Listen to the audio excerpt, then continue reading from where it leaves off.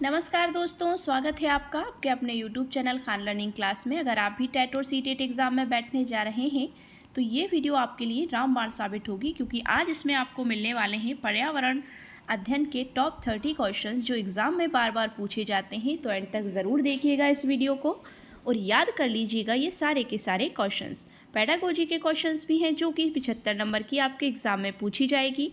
TET exam का pre निकालने में हम आपके लिए पूरी मेहनत करेंगे, बस आप वीडियो को एंड तक ज़रूर देखिएगा और बच्चों को भी शेयर करें ताकि और बच्चे भी इस प्री क्लास का लाभ उठा सकें। तो चलिए स्टार्ट करते हैं आज की वीडियो। आज के वीडियो का हमारा पहला प्रश्न है, पर्यावरण अध्ययन के शिक्षण से उन प्रक्रिया पर आधारित कौशलों को बढ़ावा दिया जाना चाहिए जो पूछताछ आधारित प्रत्यक्ष अनुभवों के केंद्र बिंदु हैं।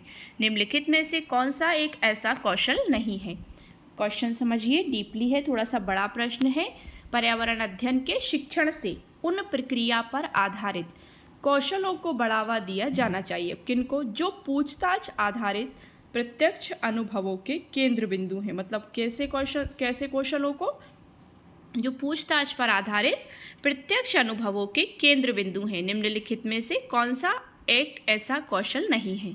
ऑप्शन 1 है पूर्वानुमान, ऑप्शन 2 निर्धारण, ऑप्शन 3 अवलोकन, ऑप्शन 4 निष्कर्ष निकालना। सो इसका राइट आंसर हो जाएगा ऑप्शन नंबर 2, निर्धारण करना जो है इनमें से कौशल नहीं है।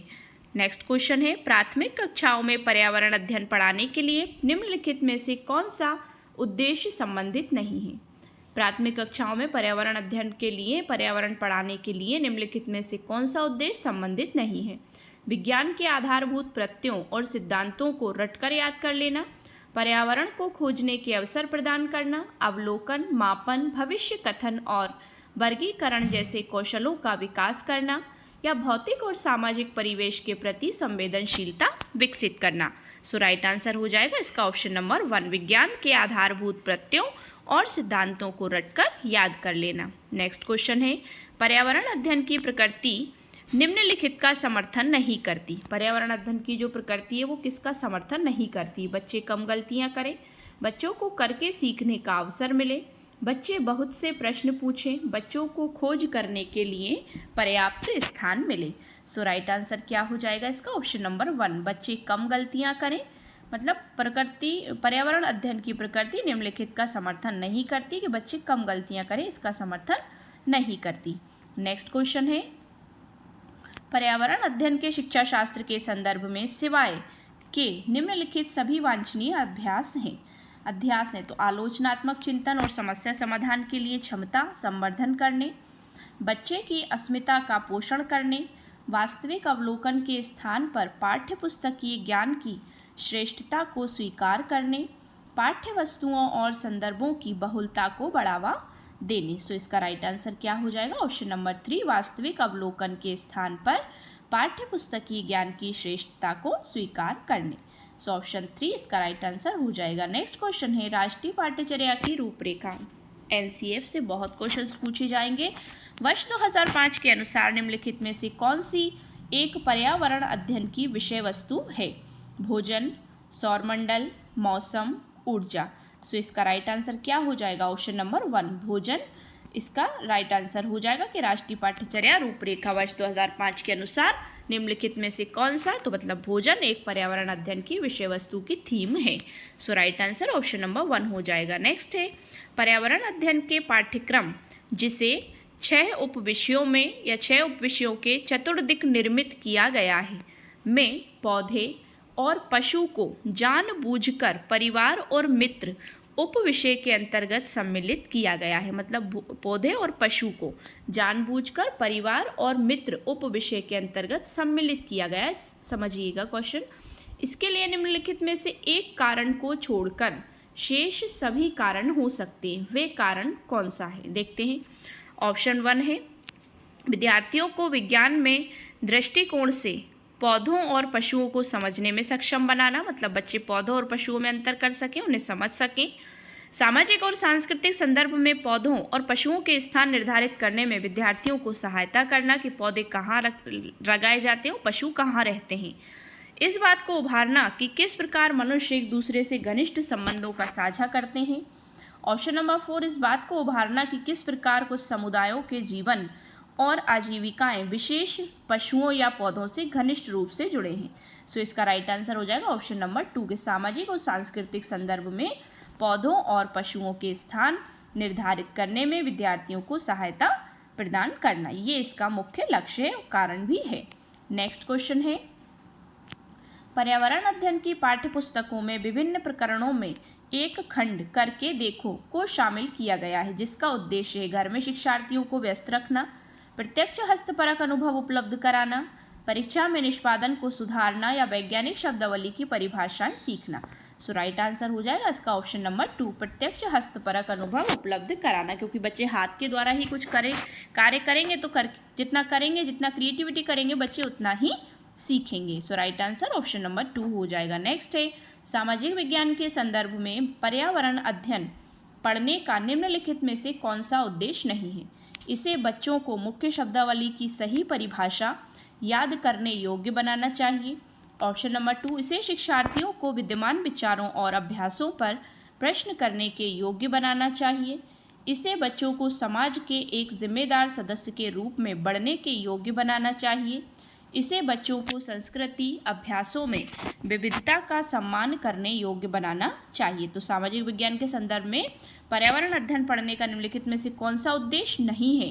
तो कौन सा नहीं है? ऑप्शन नंबर ए नहीं है, मतलब 1, इसे बच्चों को मुख्य शब्दावली की सही परिभाषा याद करने योग्य बनाना चाहिए, ये नहीं है, बाकी तीनों इसमें विद्यमान हैं।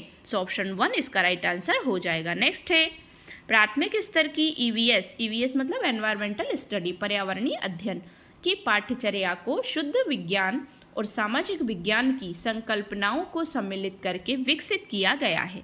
ऐसा करने का मुख्य उद्देश्य क्या है? मतलब दोनों चीज़ों को ध्यान में रखकर इसको बनाया गया है। तो ऐसा करने का क्या उद्देश्य है? ऑप्शन नंबर 1 है, शिक्षार्थी को पर्यावरण को साकल्यवादी ढंग से देखने योग्य बनाना, पढ़ाई के विषयों की संख्या को कम करना, विद्यार्थी के बस्ते का बोझ कम करना या विषय अध्यापकों की आवश्यकता को कम करना। सो राइट आंसर हो जाएगा ऑप्शन नंबर बी के शिक्षार्थी को पर्यावरण को साकल्यवादी ढंग से देखने योग्य बनाना, कि बच्चा उसे अच्छे से ढंग से देख सके। नेक्स्ट है, पर्यावरण अध्ययन की कक्षा में अवधारणाओं को स्पष्ट करने के लिए कविताओं और कहानी कथन का प्रयोग करना। बच्चों में विद्यमान भाषिक एवं सांस्कृतिक विविधता को ध्यान में रखता है, मतलब कहानी कथन क्यों कहे जाते हैं। उचित दिशा में बच्चों की ऊर्जा को संकेंद्रित करता है, पाठ को आनंददायक और रोचक बनाने में मदद करता है, स्थानीय एवं विश्व स्तर पर संसार की प्रकृति को खोजने और कल्पना करने की योग्यता का विकास करने में मदद करता है। सो राइट आंसर क्या हो जाएगा इसका? ऑप्शन नंबर 4 इसका राइट आंसर हो जाएगा कि स्थानीय एवं विश्व स्तर पर संसार की प्रकृति को खोजने और कल्पना करने की योग्यता को विकास करने में मदद करता है। नेक्स्ट क्वेश्चन है, खाद्य श्रृंखला की संकल्पना को पढ़ाने में विद्यार्थियों की अधिकतम भागीदारिता के लिए, खाद्य श्रृंखला की संकल्पना को जब हम पढ़ाएंगे तो उसको पढ़ाने में विद्यार्थियों की अधिकतम भागीदारिता के लिए निम्नलिखित में से कौन सी शिक्षण व्यू रचना सबसे प्रभावी होगी? विद्यार्थियों को इंटरनेट से संबंधित जानकारी एकत्रित करने के लिए कहना, श्यामपट्ट पर लिखी विभिन्न खाद्य श्रृंखलाओं के सभी उदाहरणों को देखकर लिखने के लिए विद्यार्थियों से कहना, जीवों के प्ले कार्ड्स बनाना और विद्यार्थियों के समूह को विभिन्न खाद्य श्रृंखलाओं को सोचते हुए उन्हें व्यवस्थित करने के लिए कहना। ऑप्शन नंबर 4 विभिन्न आवासों में चलने वाली संभावित खाद्य श्रृंखलाओं की खोज करने के लिए विद्यार्थियों को कहना। सो इसका राइट आंसर क्या हो जाएगा? ऑप्शन नंबर 3 के जीवों के प्ले कार्ड्स बनाना और विद्यार्थियों के समूह को विभिन्न खाद्य श्रृंखलाओं को सोचते हुए उन्हें व्यवस्थित करने के लिए कहना। नेक्स्ट क्वेश्चन है, वायु हर जगह है प्रकरण, मतलब वायु हर जगह है प्रकरण पर पढ़ाते समय एक शिक्षक विद्यार्थियों से निम्नलिखित प्रश्न पूछता है। क्या मृदा में वायु है? क्या पानी के अंदर वायु है? वायु मतलब हवा। क्या हमारे शरीर में वायु है? क्या हमारी हड्डियों में वायु है? तो शिक्षक शिक्षार्थी में निम्नलिखित में से कौन सा कौशल विकसित करने का प्रयास कर रहा है? मतलब ये प्रश्न पूछकर वर्गीकरण कौशल, चिंतन कौशल, संवेगात्मक कौशल या फिर अवलोकन कौशल। तो आप समझ ही गए होंगे कौन सा कौशल विकसित करने को कह रहा है। ऑप्शन नंबर 2 मतलब चिंतन कौशल। बच्चे उस बात पर सोचें, चिंतन करें क्या मृदा में भी वायु होती है, मिट्टी में भी वायु होती है, बच्चे सोचेंगे इस चीज़ को, चिंतन करेंगे। सो राइट आंसर हो जाएगा ऑप्शन नंबर 2। नेक्स्ट क्वेश्चन है, बीज अंकुरण की अवधारणा को इस तरह सबसे बेहतर तरीके से पढ़ाया जा सकता है। बीज अंकुरण होना मतलब बीज को जब हम मिट्टी में बो देते हैं तो फिर वो अंकुरित होता है, धीरे धीरे उगता है, फूटने लगता है फिर वो, तो उसकी अवधारणा को इस तरह सबसे बेहतर तरीके से पढ़ाया जा सकता है। कैसे?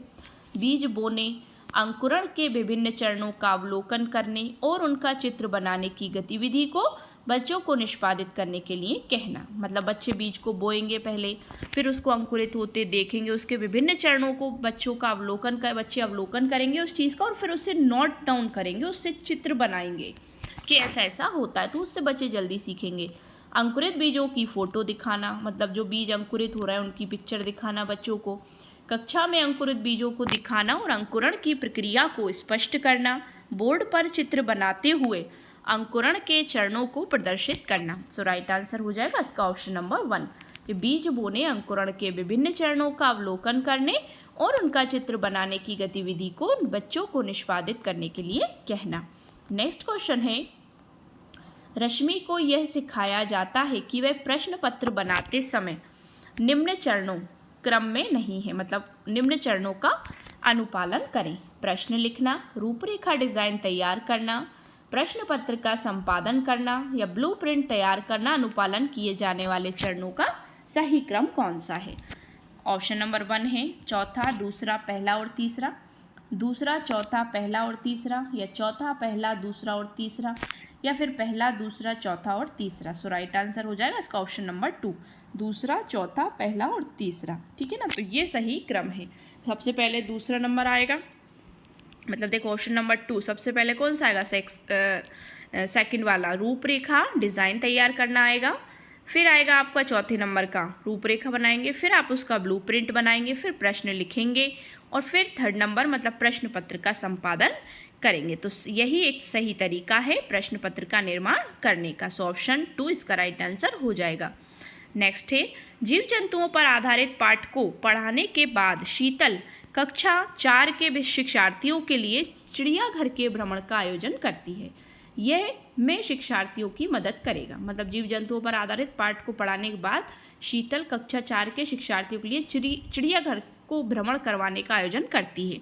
तो ये शिक्षार्थियों की मदद करेगा किसमें? जीव जंतु संरक्षण के कौशलों के विकास में, दैनिक समय सारणी की दिनचर्या में बदलाव करने के लिए, कक्षा कक्षीय अधिगम को वास्तविक जीवन की परिस्थितियों के साथ जोड़ने, या जीव जंतुओं को पालतू कैसे बनाया जाए इसके प्रति संवेदनशीलता विकसित करने। सो राइट आंसर हो जाएगा ऑप्शन नंबर 3 के कक्षा कक्षीय अधिगम को वास्तविक जीवन की परिस्थितियों के साथ जोड़ने, कि जो बच्चों ने पाठ में पढ़ा उसको बच्चों को साक्षात दिखाया भी जाए, तो ये उनकी वास्तविक जीवन की परिस्थितियों से जुड़ाव हो जाएगा। नेक्स्ट हो जाएगा क्वेश्चन अगला, पर्यावरण अध्ययन के शिक्षकों को बच्चों के दृष्टिकोण को स्वीकार करना एवं सम्मान देना चाहिए। मतलब पर्यावरण अध्ययन के शिक्षकों को क्या करना चाहिए? ऑप्शन नंबर 1 है बच्चों के दृष्टिकोण को स्वीकार करना एवं उन्हें सम्मान देना चाहिए।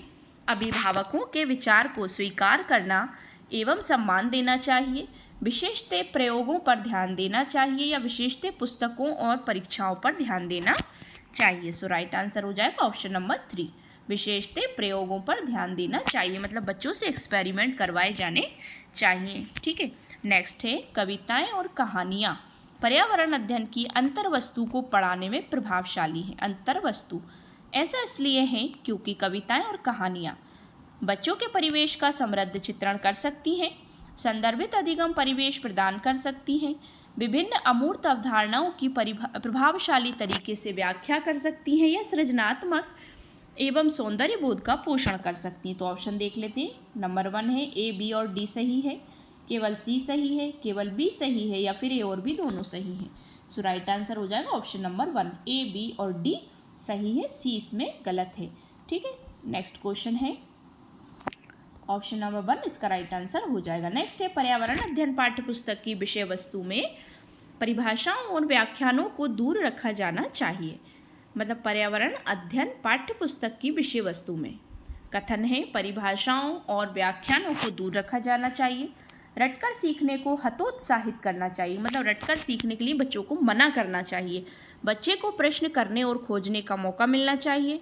बच्चे को केवल लिखित जानकारी दी जानी चाहिए। अब विकल्प है इसके ए और डी सही है, बी और सी सही है, केवल सी सही है, फिर ए, बी और सी तीनों सही है।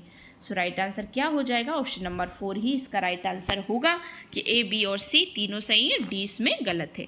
नेक्स्ट है, एक विद्यालय ने राजस्थान के लिए कक्षा 5 के बच्चों के शैक्षिक भ्रमण की योजना बनाई।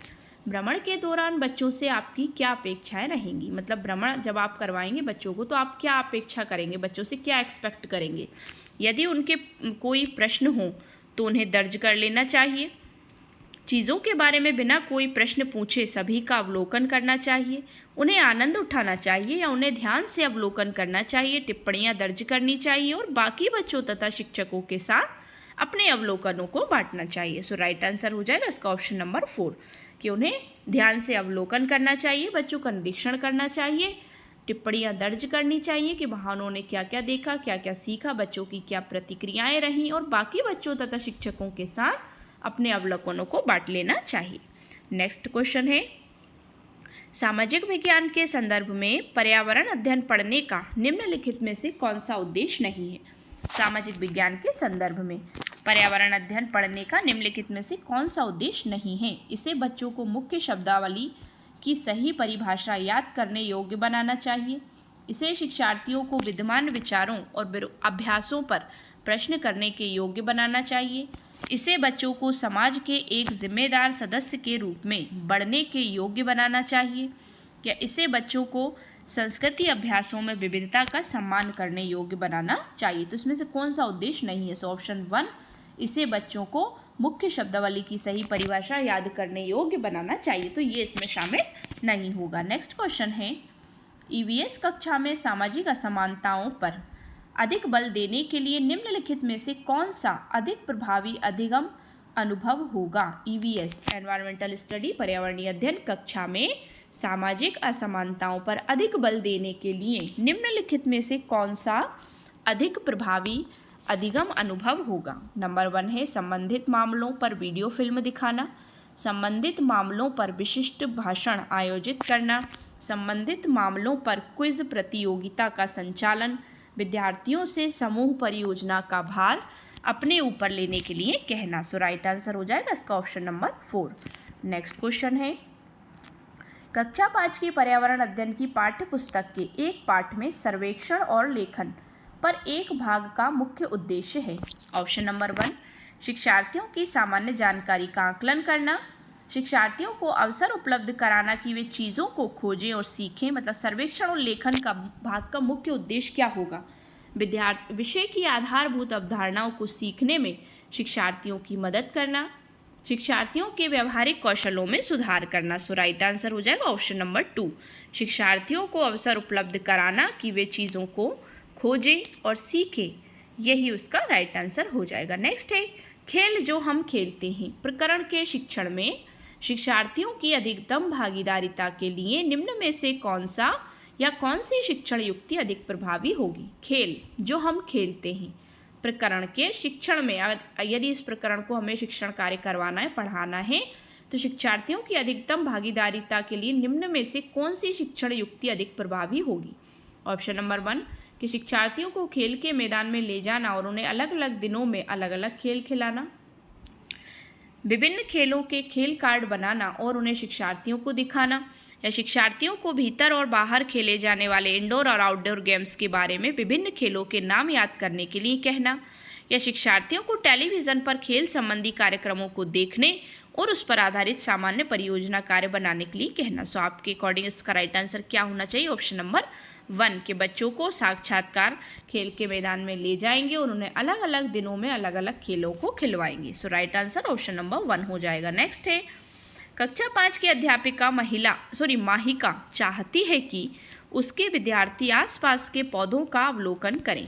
सार्थक अधिगम मतलब सीखने के लिए उसे बच्चों को क्या करने के लिए प्रोत्साहित करना चाहिए? मतलब वो चाहती है कि विद्यार्थी आसपास के पौधों का अवलोकन करें, उन्हें देखें, ये समझना कि पौधे भी सजीव होते हैं, ये समझना कि पौधे हमारे लिए उपयोगी होते हैं, अधिकतम पौधों के नाम लिखना या उनकी ऊंचाई, पत्तियों, गंध और उगने के स्थानों में अंतर का अवलोकन करना। सो राइट आंसर ऑप्शन नंबर 4 हो जाएगा कि उनकी ऊंचाई, पत्तियां, गंध और उगने के स्थानों में अंतर का अवलोकन करना। नेक्स्ट क्वेश्चन है, पर्यावरण अध्ययन शिक्षण के संदर्भ में राष्ट्रीय पाठ्यचर्या की रूपरेखा NCF 2005 नेशनल करिकुलम फॉर निम्नलिखित में से किसे प्रस्तावित नहीं करती। ऑप्शन 1 है बच्चों के अनुभवों और संदर्भों से जोड़ना, हस्तपरक क्रियाकलाप, तकनीकी शब्दावली से परिचित कराना, विषयानुसार उपागम। राइट आंसर हो जाएगा इसका ऑप्शन नंबर 3, तकनीकी शब्दावली से परिचित कराना, ये इससे प्रस्तावित नहीं करती। नेक्स्ट है, पर्यावरण अध्ययन के शिक्षण अधिगम में सर्वेक्षण का उद्देश्य है। पर्यावरण अध्ययन के अधिगम में, शिक्षण अधिगम में सर्वेक्षण का उद्देश्य है ए, समुदाय के साथ अन्योन्य क्रिया का अवसर प्रदान करना, बच्चों को विभिन्न लोगों के प्रति संवेदनशील बनाना, सूचना को प्रत्यक्ष प्राप्त करने अवसर प्रदान करना, या आकलन के अवसर के रूप में इसका उपयोग करना। उपरोक्त में से कौन से सही है? A, C और D।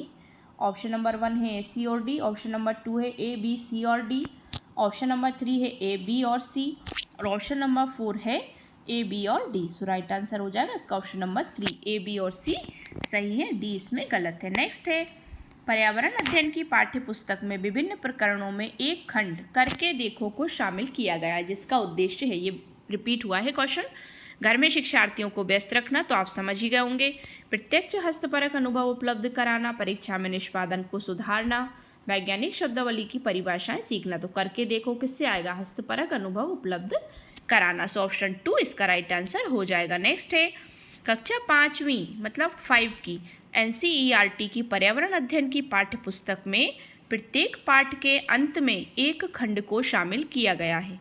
हम क्या समझे? यह सुझाव दिया गया कि इस खंड में शामिल प्रश्नों के उत्तर का सही या गलत के रूप में आकलन नहीं किया जाएगा। यह परिवर्तन इसलिए किया गया है क्योंकि यह आकलन में विषय निष्ठता को कम करता है। इस स्तर पर बच्चे सही उत्तर नहीं लिख सकते। यह आकलन में शिक्षकों की सुविधा बढ़ाता है। यह जानने में शिक्षक की सहायता करता है कि बच्चे कैसे सीख रहे हैं। सो राइट आंसर क्या हो जाएगा? ऑप्शन नंबर 4 इसका राइट आंसर हो जाएगा कि ये जानने में कि शिक्षक की सहायता करता है कि बच्चे कैसे सीख रहे हैं। नेक्स्ट क्वेश्चन है, प्राथमिक स्तर की अच्छी EVS पाठ्यचर्या में होना चाहिए, मतलब अच्छे EVS करिकुलम में क्या होना चाहिए? पाठ के अंत में अधिक अभ्यास प्रश्न सम्मिलित करना, मतलब एक्सरसाइज क्वेश्चन ज़्यादा होना, अपने आसपास को खोजने के अवसर प्रदान करना, मतलब बच्चे साक्षात देखकर सीख सकें, संकल्पनाओं की विस्तृत व्याख्या पर अधिक एकाग्रता होना, पाठों की यथार्थ की परिभाषा पर अधिक बल देना।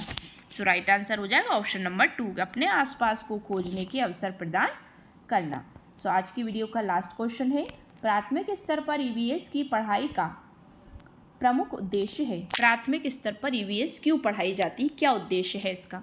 विषय की मूल संकल्पनाओं की गहन समझ विकसित करना, अगले स्तर पर अध्ययन के लिए विद्यार्थियों को तैयार करना, कक्षा की पढ़ाई को शिक्षार्थी के विद्यालय से बाहर के जीवन से संबंधित करने में सहायता करना, या स्वतंत्र रूप से हस्तसिद्ध क्रियाकलापों को करने का कौशल अर्जित करना। सो राइट आंसर हो जाएगा इसमें ऑप्शन नंबर 3, कक्षा की पढ़ाई को शिक्षार्थी के विद्यालय से बाहर के जीवन से संबंधित करने में सहायता करना। इसलिए बच्चों को EVS का पाठ पढ़ाया जाता है या प्राथमिक स्तर पर EVS की पढ़ाई करवाई जाती है। तो ये थी हमारी 30 क्वेश्चंस की क्लास।